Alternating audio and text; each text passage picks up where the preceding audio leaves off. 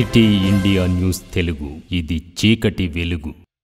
తెలుగే కాదు, తెలంగాణ ప్రాంత ప్రజలకు ఉర్దూయే తప్ప తెలుగు గురించి, తెలుగు సాహిత్యం గురించి అవగాహన లేదు అని చెప్పి మన భాష మీద, మన యాస మీద, మన సంస్కృతి మీద దురహంకారపూరితంగా ఆ రోజు కొంతమంది ఆంధ్ర ప్రాంతానికి చెందిన వారు వ్యాఖ్యానాలు చేసి కించపరిచే ప్రయత్నం చేస్తే దానికి స్పందించి సురవరం ప్రతాపరెడ్డి గారు నాయకత్వం తీసుకొని తెలంగాణలో ఇప్పటిదాకా ఉన్న కవులు 100 మంది వాళ్ళు రచించిన పుస్తకాలు, కావ్యాలను అచ్చివేయించి గోల్కొండ కవుల సంపుటి కింద తీసుకొచ్చి, అలాగే గోల్కొండ పత్రికను స్థాపించి అటు బ్రిటిష్ వారికి వ్యతిరేకంగా, ఇటు నైజాం పాలనకు వ్యతిరేకంగా సంస్కరణోద్యమాలను కూడా తీసుకొచ్చిన మహనీయుడు.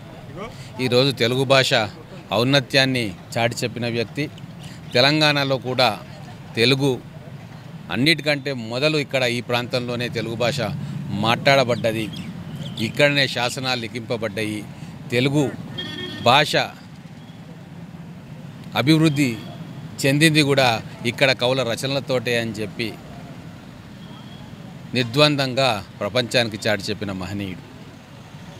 అలాగే నైజాం వ్యతిరేక పోరాటంలో కూడా ఎంతోమంది విద్యార్థికులను ప్రేరేపించి ఒక భావజాలానికి ఎంతో గొప్ప కృషి చేసిన మహనీయుడు.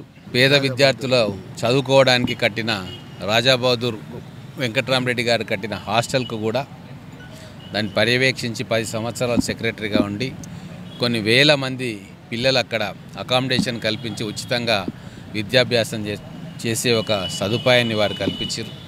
ఈరోజు వారిని తెలుగునాట అంతా కూడా స్మరించుకుంటూ ఉన్నారు.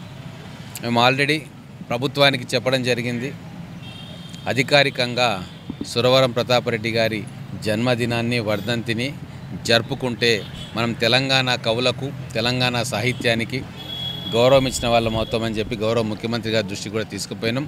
ఖచ్చితంగా రాబోయే రోజుల్లో వీరి జయంతిని, వీరి వర్ధంతిని అధికారికంగా జరుపుకునే అవకాశం మన తెలంగాణ ప్రజలకు లభిస్తుందని చెప్పి నేను ఆశిస్తూ ఉన్నాను.